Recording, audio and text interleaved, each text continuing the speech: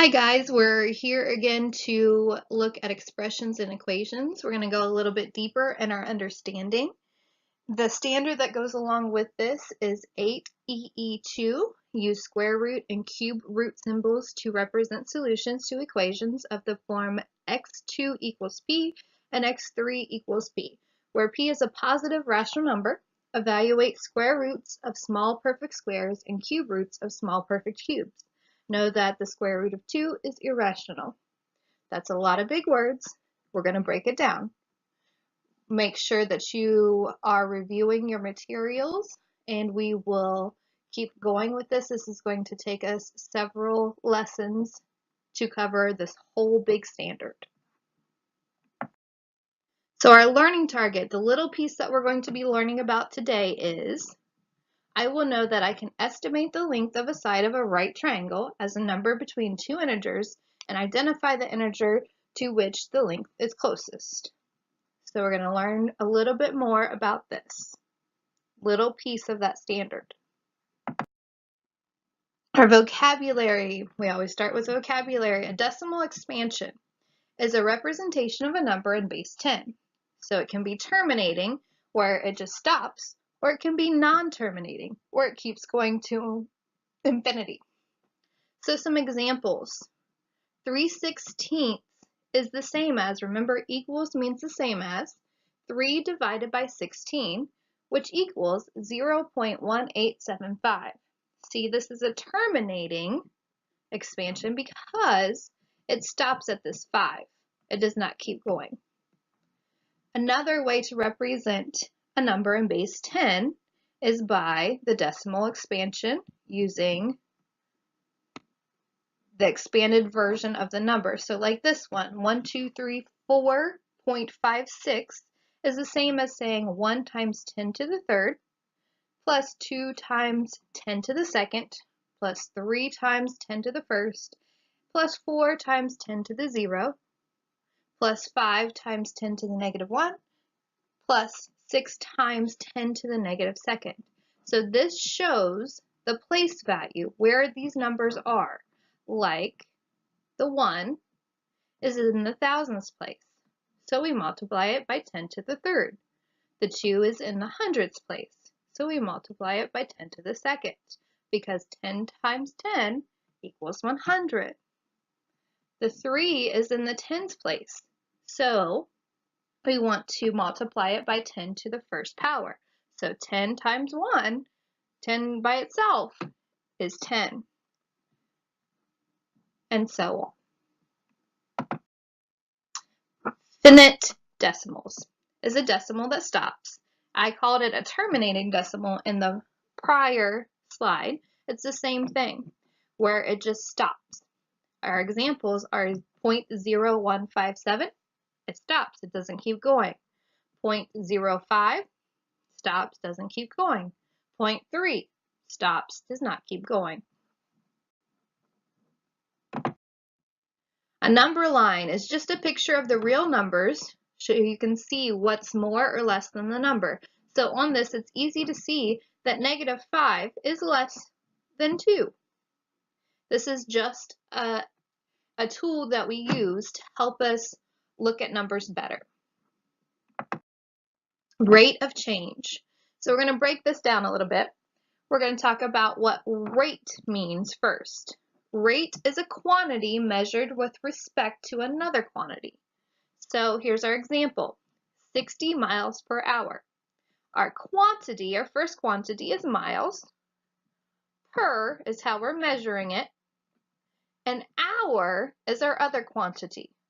So our rate is 60 miles, first quantity, measured per hour is our second quantity.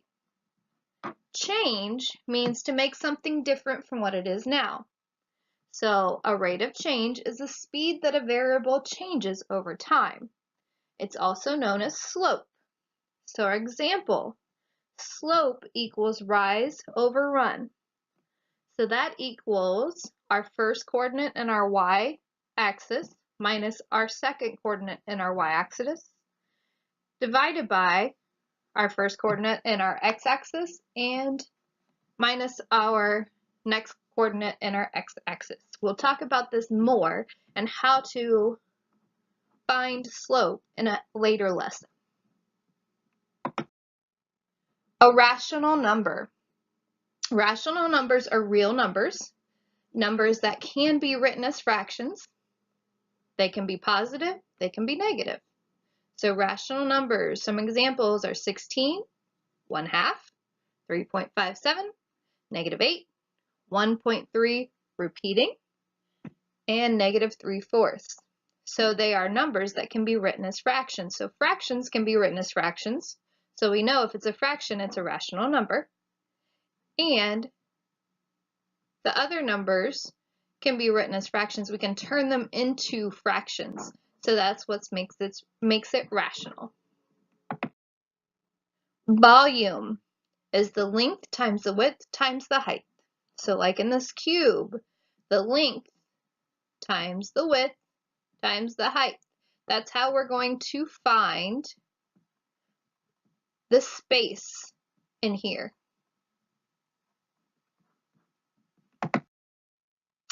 Now we're going to look deeper into the Pythagorean theorem. Our Pythagorean theorem, this is a formula that I need you to memorize. A squared plus b squared equals c squared. So a is one side, b is another side, but c is the longest side. C is going to be our longest side. So we have to figure out, using our formula, how to find the other side if we have a missing length. So let's do some practice. Let me grab my pen here. Let's look at the formula first. A squared plus b squared equals c squared. Okay. Let's plug in our numbers. So we know a squared is one side of the triangle, b squared is another side, and then c squared is the longest side. So looking at this,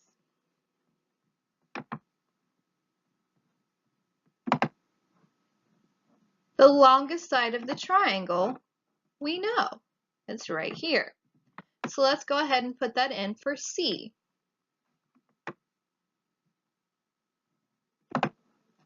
So we know that this is 17.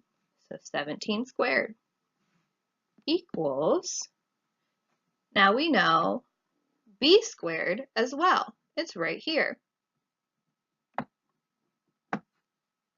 15. Now, the only one we don't know is a squared. So we need to solve for that.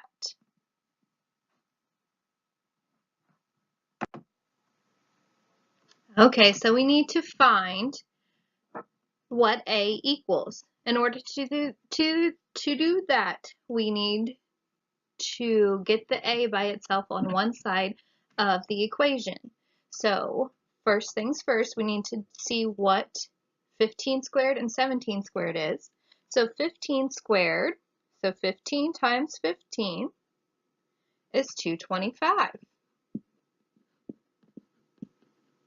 And 17 times 17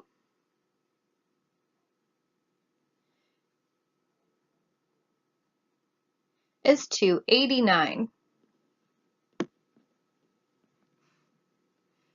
We have our a squared over here. We need to get it by itself. In order to do that, we have adding 225 squared right here. So in order to get it to the other side, we need to subtract it from the other side. So let's do that. A squared equals 289 minus 225. So if we do that, 289 minus 225 is 64.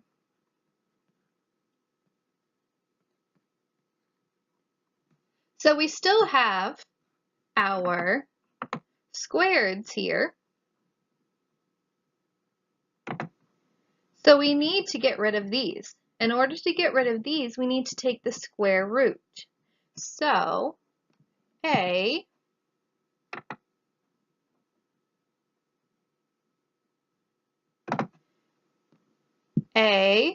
is going to equal the square root of 64. 64 is a perfect square, so that is going to be 8. Because 8 times 8 is 64. I know this seems like a lot, but keep persevering. We're going to do some more practice with it. And you are going to get more in depth with it in the lesson. I just want you to have an overview right now. So let's look at this one. Let's apply what we know. So we know our formula, a squared plus b squared equals c squared. So let's plug in the numbers that we know. So over here, we know that this is the hypotenuse because it's the longest side of the triangle. It's the longest side of the triangle. So let's go ahead and put that in there.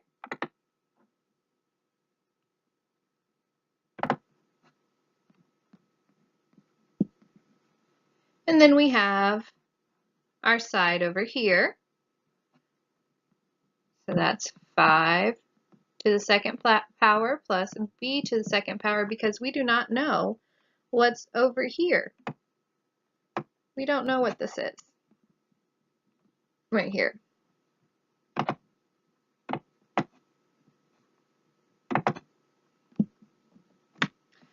It is an unknown. So let's go ahead and solve for it. So 5 times 5 is 25 plus b squared equals, what's 13 times 13? You can be working along with me as we're doing this. It'll help you out tremendously. You can always pause the video if you need to. 13 times 13 is 169. So to get b by itself, it's positive over here, so we need to make it negative over here. So 169 minus 25. So go ahead and do that. Pause the video if you need to. That is 144.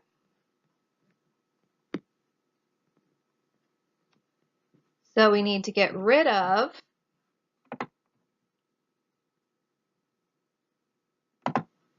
our second powers here, and when we do that, it is we take the square root of it.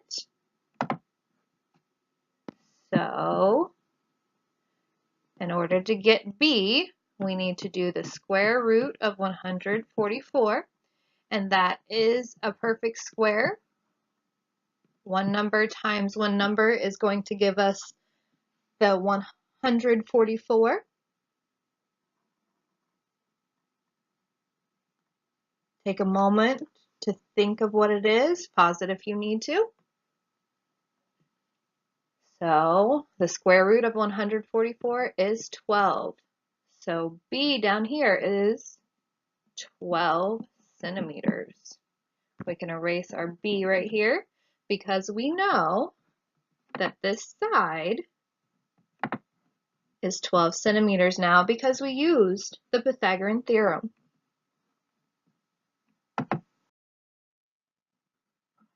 Now, with this one, let's go ahead and write our formula up here. A squared plus b squared equals c squared. So we know the two smaller sides. So we can go ahead and plug those in, but we don't know what this side is. And that side is C. That is the hypotenuse. The hypotenuse is always C. The longest side is always C. So let's plug in the numbers we know. 4 squared plus 9 squared equals c squared. So what's 4 times 4? And 9 times 9? Remember, you can always pause this if you need time to figure out your calculations. So 16 plus 81, because c is already over here by itself, so we don't need to do any calculations to get it by itself. So 16 plus 81 equals 97. We need to get rid of our squareds up here, so we need to do the square root of 97 to get our c. Now I want you to take a moment and figure that out. What is the square root of 97?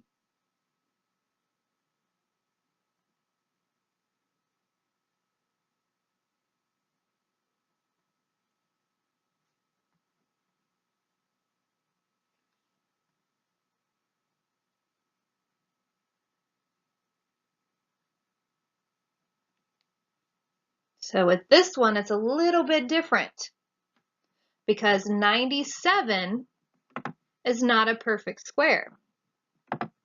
It's not a perfect square. A whole number times a whole number is not going to equal 97. So what we can get is an estimate. We know that the square root of 81 is 9.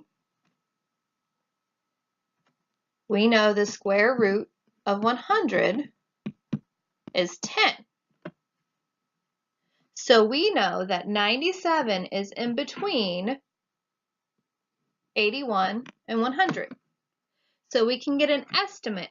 So we know between 9 and 10 is going to be the square root of c, the square root of 97. We are going to be working more with this later on in class. I just wanted to show you an example of how to use the Pythagorean theorem, and then we're going to be working with estimates in class. So make sure that you're watching this over again if you need to. Make sure that you are listening to the definitions, so when we use those words in class, you will know what we're talking about. If you have any questions, go ahead and email me.